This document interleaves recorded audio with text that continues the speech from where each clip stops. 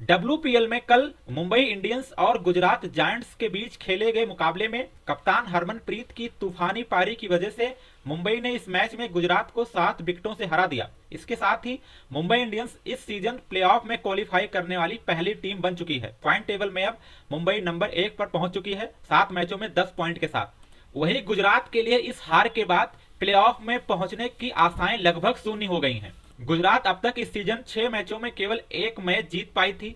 पिछला मैच वो जीते थे और इस मैच में भी उनके जीतने के चांसेस बन रहे थे। 14 ओवर तक गुजरात पूरी तरह से मुंबई इंडियंस को दबाव में रखी हुई थी। रन रेट 15 के आसपास पहुंच चुका था, रिक्वायर्ड रन रेट। लेकिन उसके बाद हरमनप्रीत कौर ने जिस तरह से अपना गियर बदला और जो पारी खेली वो डब्ल्यूपीएल के हिस्ट्री में दर्ज हो गई।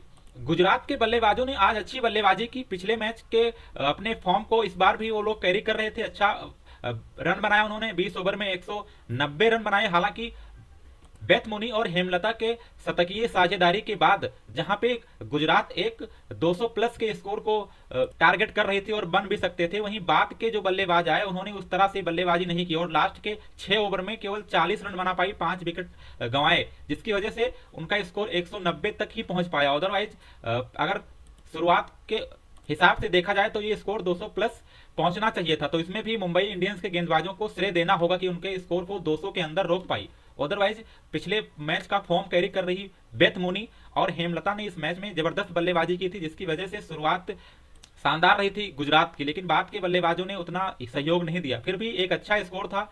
दिल्ली के पिच पर 190 एक शानदार स्कोर होता है और गुजरात की बॉलिंग भी अच्छी रही। 14 ओवर तक शानदार गेंदबाजी की मुंबई की। आसिका भाटिया की एक अच्छी पारी के बाद बीच में मुंबई का रन रेट काफी स्लो हो गया था। 14 ओवर तक 100 रन ही बना पहुंच पाई थी मुंबई इंडियंस की टीम। लास्ट के 6 ओवर में 90 रन 91 रन चाहिए थे, मतलब 15 के ऊपर का रिक्वायर्ड रन रेट था।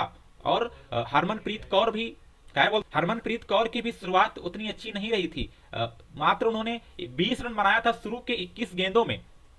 और गुजरात इस मैच में धीरे धीरे अपनी पकड़ मजबूत कर रही थी, लेकिन उसके बाद जो हुआ उसे देखकर गुजरात के बॉलर दंग रह गए। गुजरात के जो 6 ओवर थे लास्ट के, उन्होंने उनमें केवल 40 रन बनाया था, लेकिन मुंबई इंडियंस ने अपने लास्ट के 6 ओवर में 90 रन बनाकर इस मैच को जीत लिया। तो लास्ट के ओवर ही इस मैच में डिसाइसिव साबित हुए। हरमनप्रीत कौर जहां 14 ओवर तक एकदम शांत थी, आराम से खेल रही थी, सम्मान दे रही थी, वहीं 15वें ओवर में अचानक से उन्होंने गियर बदला और मेघना सिंह के 15 ओवर में 19 रन जड़ दिए। इसके बाद से धीरे धीरे मोमेंटम गुजरात की तरफ से हटने लगा। 16वां ओवर स्नेह राणा ने अच्छा डाला, 7 रन डाला। उसके बाद 17वां ओवर में फिर से 18 रन मार दिया शबनम शकील को कौर ने। लास्ट के 3 ओवर में 47 रन चाहिए थे। अभी भी इक्वेशन गुजरात के कंट्रोल में था, लगभग 15 के ऊपर का रिक्वायर रन रेट अभी भी था। लेकिन 17वें ओवर के बाद 18वां ओवर इस मैच का सबसे बड़ा ओवर था। 24 रन जड़ दिए स्नेह राणा को, जो अब तक अच्छा गेंदबाजी कर रही थी। पिछले 3 ओवर में 24 रन दिया था उन्होंने।